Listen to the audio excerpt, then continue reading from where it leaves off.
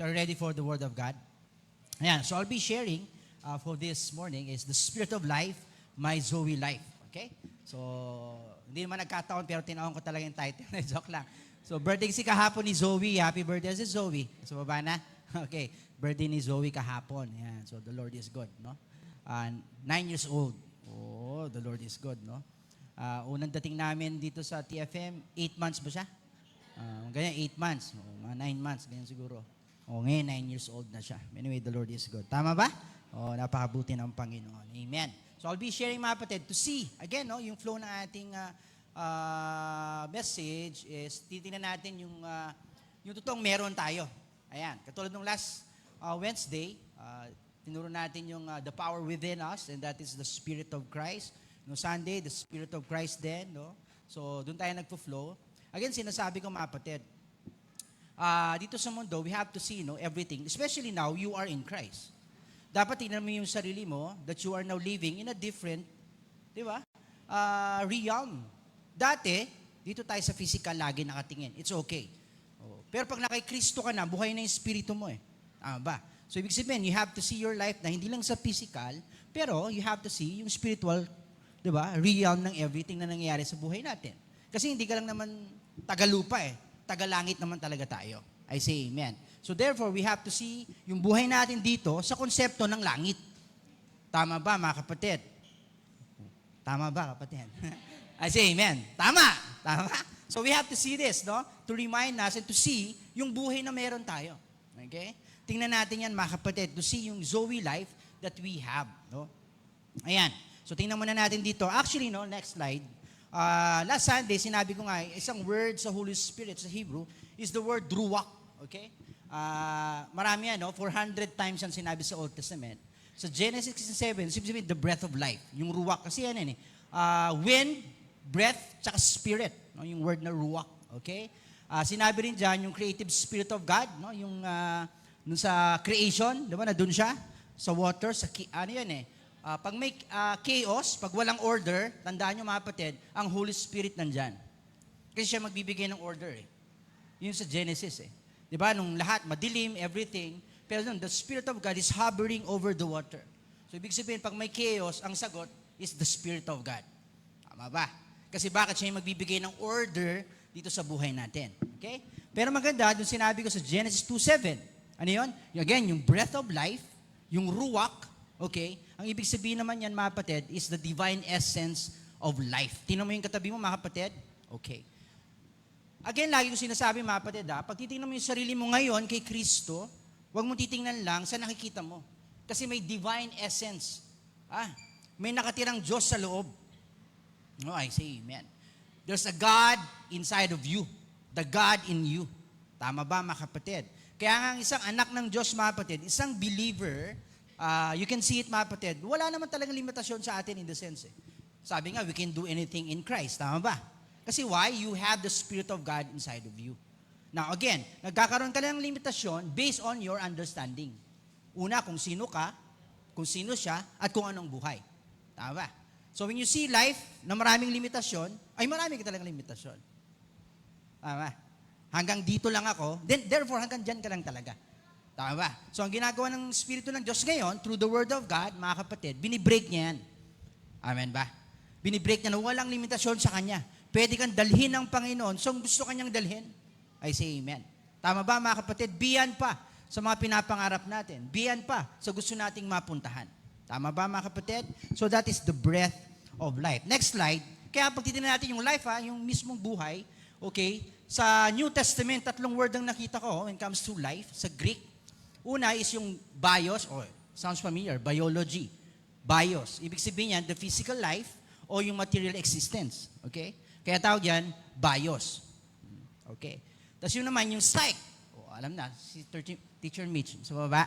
Psych. Siyempre, pag sinabing psych, yung soul life, okay? Psychological, life, mind, emotion, and even your will. Yan dun yung soul mo. Tama ba, mga kapatid? And siyempre, yung last, yung Zoe.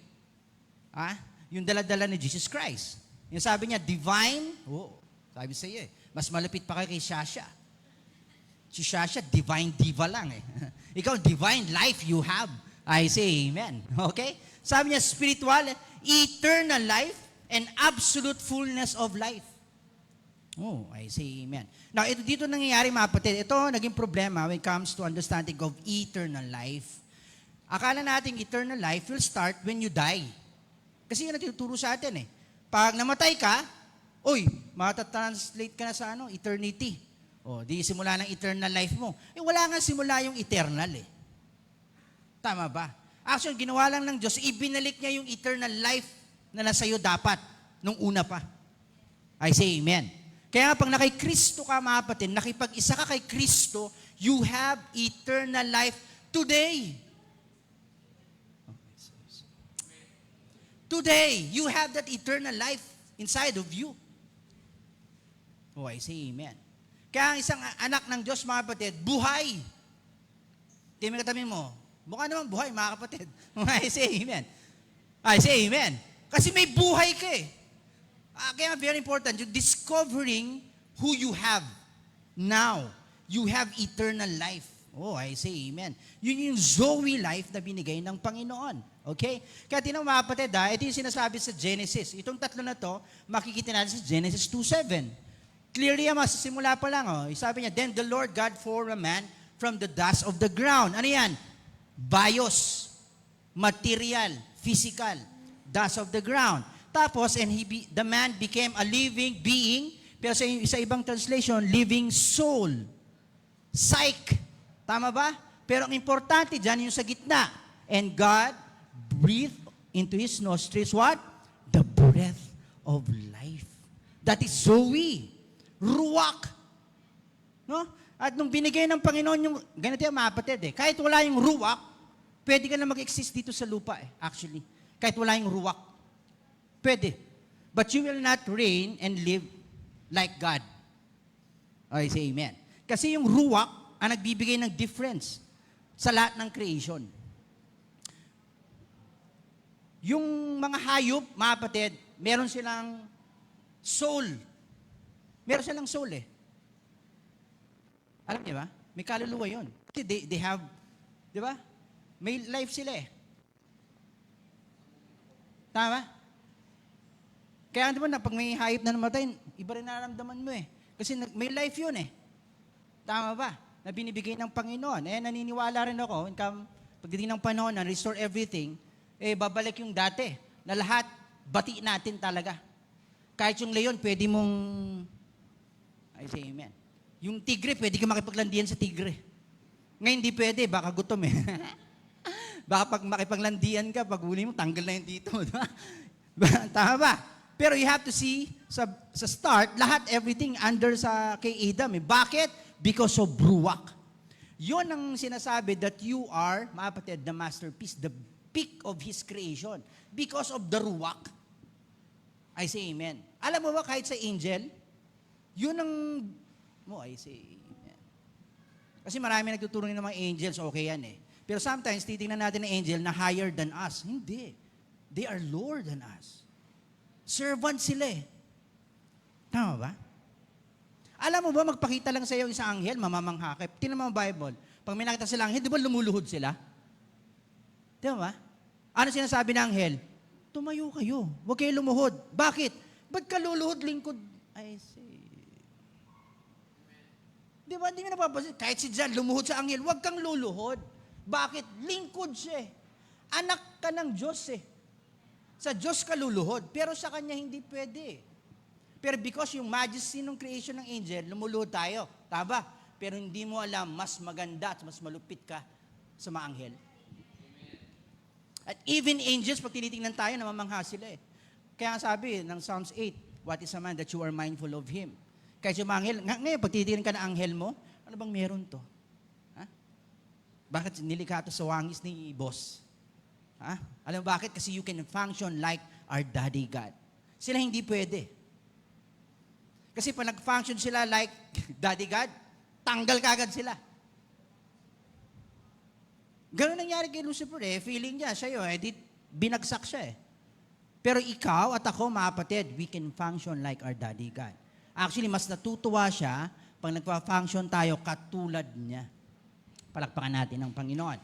Okay, so that is the Zoe life. You have it, mga kapatid. Alam mo, ni-research ko, tinan mo, kaya pala, nakakatulong din talaga yung, minsan huminga ka. Yung, minsan din natin nagagawa minsan, no? So, nagmamadali tayo. Kahit ang hinga natin, konti, nagmamadali na rin eh. Hindi, relax ka lang, inhale. Okay din pala yun, no? Ang masakit, ang nagbe-benefit is yung mundo eh. Diba? Kasi they know how to meditate. Diba? Yung yoga in the sense, di naman masama yun.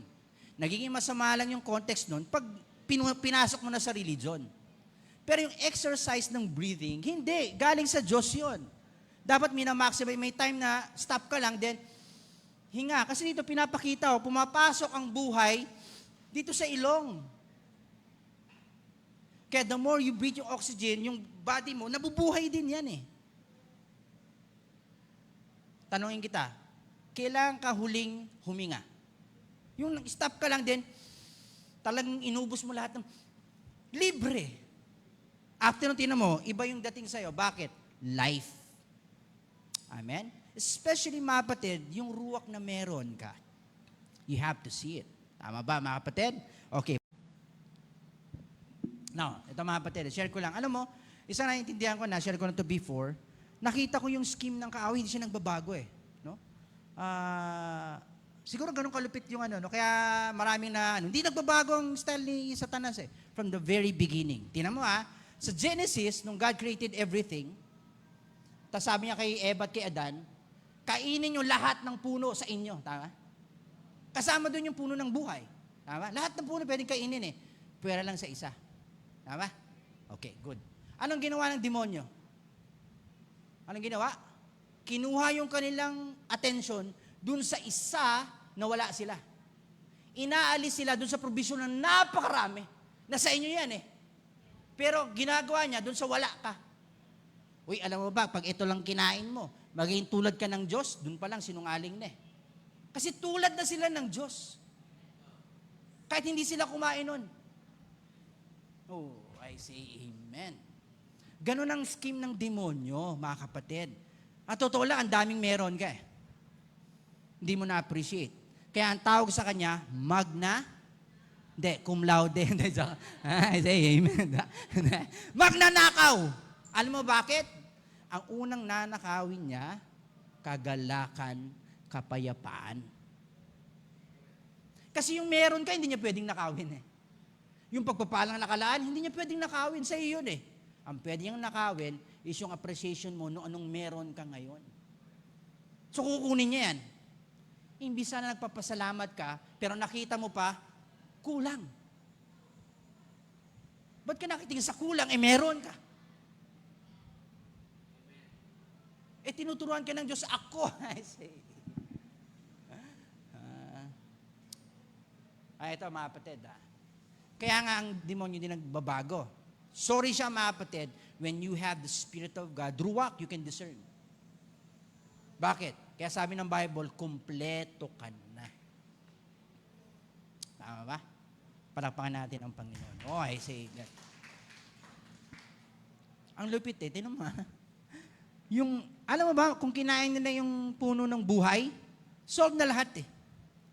Yung puno nun represents Christ. Ang ibig sabihin doon sa garden, mga kapatid, kung nasa iyo yung puno ng buhay, lahat yon iyo eh. Hindi mo naman kailangan. Ba't kailangan mo malaman yung mali at tama? You have ruwak. Ang context ka nun, kumukuha ka ng wisdom external. Ba't kukuha na external? You have the inner wisdom. God Himself, nasa iyo eh. Impluwensya kayo ng bahay. At even sa Word of God, yung word ng prophecy binigay sa mga babae. You read sa Joel. Yung mga maiden will prophesy eh. Lahat ng babae taas ang kamay. You have the gift of prophecy. Amen. Kaya nga, speak life, lalo na sa bahay mo. Kasi you have the gift of prophecy. Sa mga anak mo, apo mo. Tama ba? Yung mga lalaki naman, tatay naman, tayo, affirmation. Yun naman binigay sa atin. Let's affirm yung mga ating mga anak. Good. Kaya mo yan, anak. Ha? Oh. Kaya ang ganda ng kombinasyon eh. May mag-i-impluwensya ng salita, may mag-a-affirm. Oo nga, yun ka nga. Diba? Ang tindi ng Diyos. Paano hindi magtatagumpay ang anak mo? Kung kayo mag-asawa, you build your house to the word ng truth and grace sa bahay mo. Tama? Palakpakan natin ang Panginoon. Amen? Nabigyan ko ng sitwasyon ganito para maging clear sa mag-asawa. Ito durusahan ng Panginoon eh. Pag isang party, nagsasalita ng negative, okay? Ang pwede mong gawin, huwag kang mag-agree. Pag hindi kayo nag-agree, hindi pupunta eh. Tama ba? Ang mahirap kasi pa nag-agree nga. So, sobrang asar ka rin. Sige na. Diba sabi? Sabi, may negative word, no, Jeng, ano? Eh, siyempre, ikaw rin, naturete ka rin. Nag-agree ka rin. Oo nga, ganito nga tayo. Binless mo yung ano mo.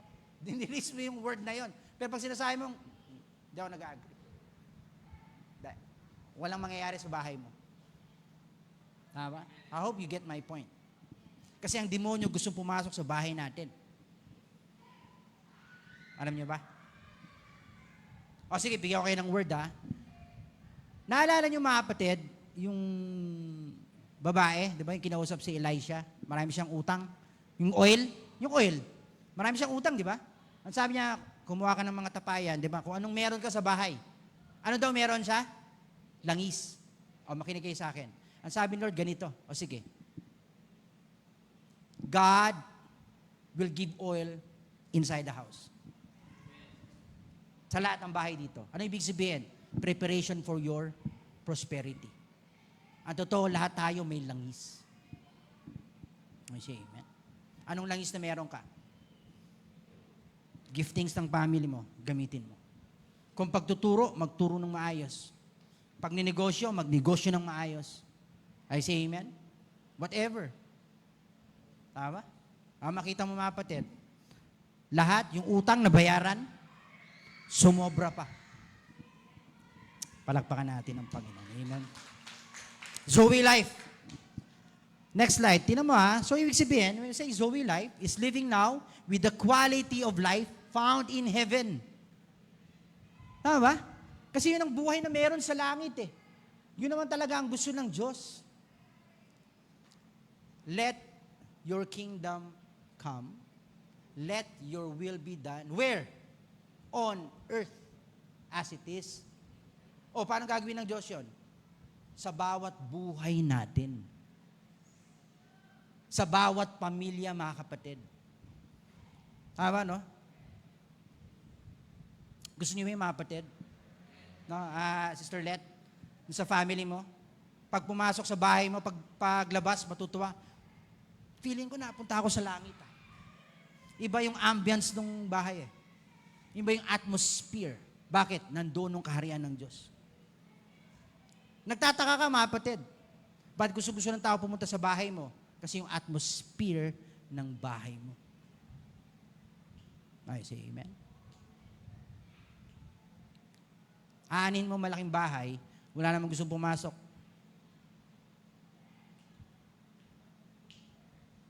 Tama? Pero itong good news, mga kapatid, malaki na ang bahay mo. Alam ba at malaki? Marami kasi papasok. Parang ayaw niyo. Sige, palitin natin. Say amen. Tama ba? Palakpakan natin ang Panginoon. Okay. Okay, life, ano daw? Vibrant. Oh, you see the word? Purposeful and filled with God's virtues. Zoe life, you have it. Yan tayo, mga kapatid. Dinideclare ng Panginoon. Yan ang buhay na meron ka. Tingnan mo yung katabi mo. Sige, tingnan mo. Vibrant. Vibrant. Ibig sabihin, you are walking in a frequency. Kakaiba. Buhay na buhay eh. Nakakahawa nga yung buhay mo, mga kapatid. Vibrant. Okay? Ito maganda. Zoe life is nurtured and developed. Ito maganda. By the renewing of our mind with the Word of God, walking in the Spirit. I say amen.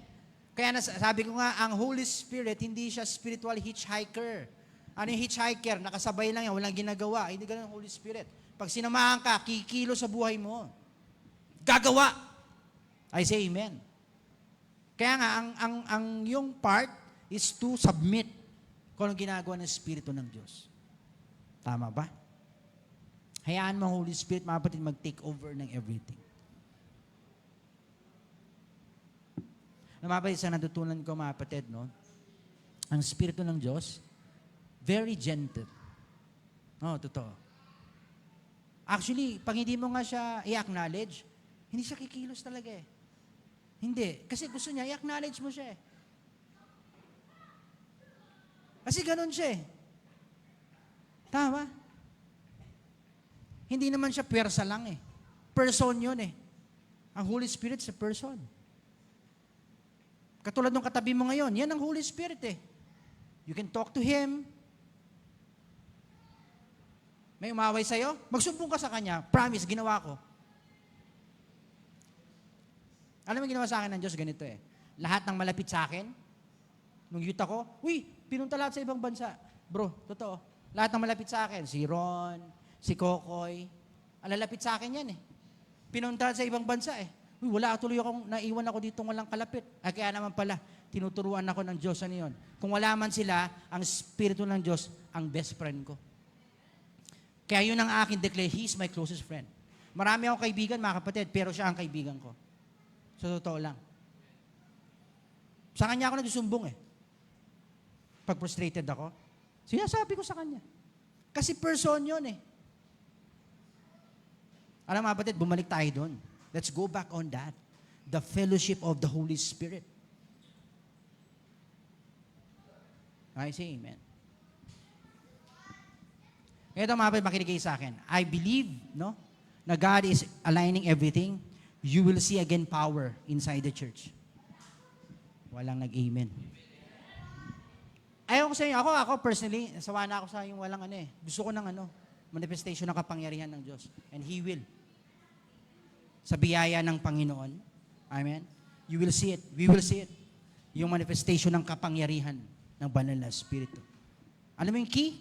Acknowledge Him. Acknowledge Him. And He will work. Palakpakan natin ang Panginoon. Okay, konti na lang mga kapatid. Okay, next slide. Okay.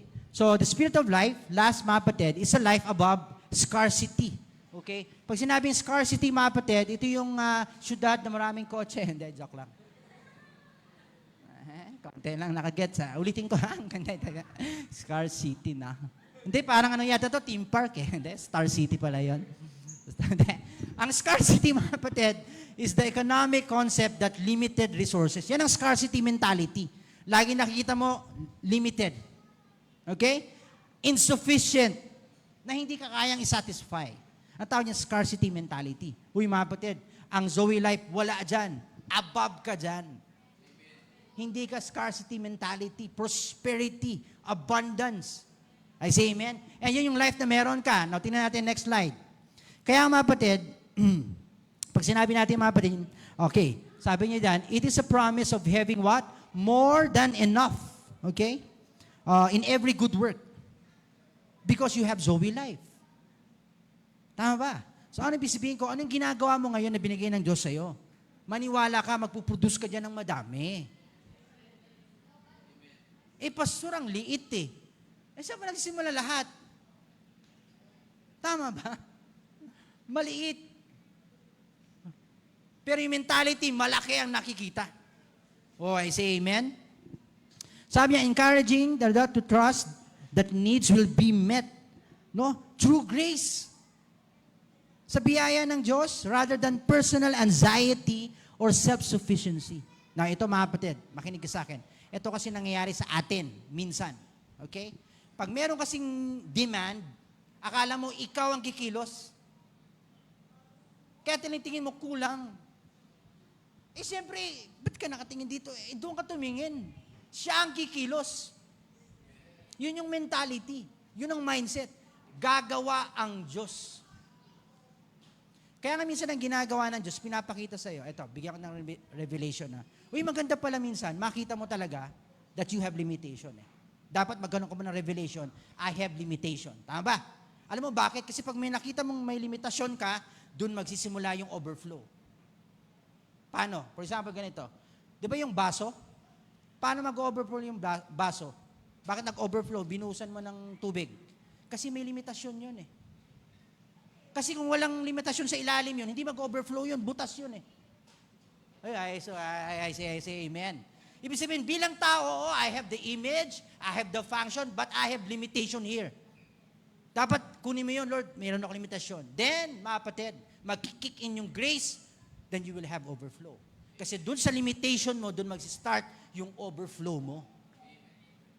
Oh, I say amen. Tama ba? I say amen. Kaya nga nakaka-excite sa panahong ito.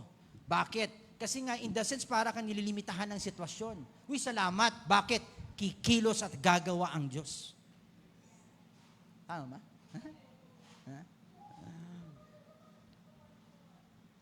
Yung dream wedding mo, mangyayari. Last ba yung amen? I say amen. Mangyayari. Oh, I say amen. Tama ba? May overflow ang Panginoon. Now, tingnan natin sabi niya, kaya nga mga kapatid, dumarating kasi ito mga kapatid Ang problema kasi ganito, pag nakita mo yung limitasyon mo, tas wala kang inaasahan, yun ang kaibahan mo. Kasi pag nakita mong limitasyon mo, dapat tumingin ka na sa taas. Doon kasi limitless Tama ba? Basahin yung gospel. Nung binigay ng bata yung 5 tinapay saka 2 isda, kinuha ni Jesus Christ, tama ba? Anong ginawa niya? Basahin nyo. Sabi doon, He looked up and give thanks. Bakit kailangang tumingala? Kasi may tinuturo ang Diyos Pag tumingin ka dito, kulang. Pero pag tumaas ka, sobra. Kaya ka nagpasalamat. Kasi may nakita ka na doon, sobra.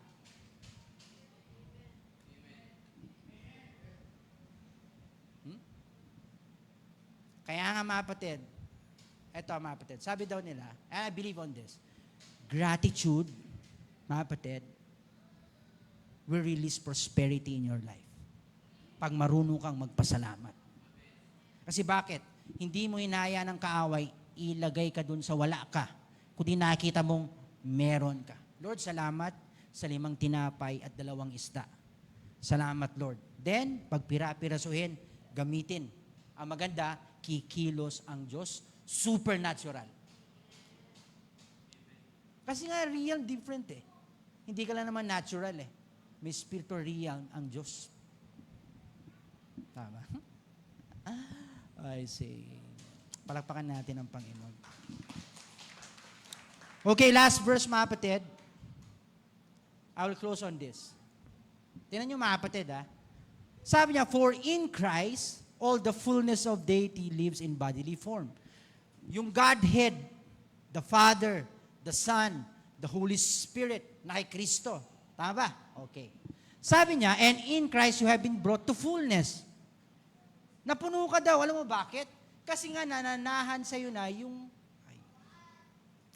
hindi lang yung ama, hindi lang yung anak, yung 3, nasa iyo ngayon. Parang yata mga kapatid. Tama ba? Kaya sabi ni Pablo, uy, tingnan yung meron ka. Kumpleto ka. I say amen. Tama ba mga kapatid? Ulitin ko Like itong sinasabi. Kasi tinuro ng Panginoon sa akin to Marami akong gustong mangyari sa buhay ko. Marami akong pinapanalangin sa buhay ko. Pero pag hindi pa dumarating, hindi ibig sabihin hindi ako kompleto. Kompleto ako.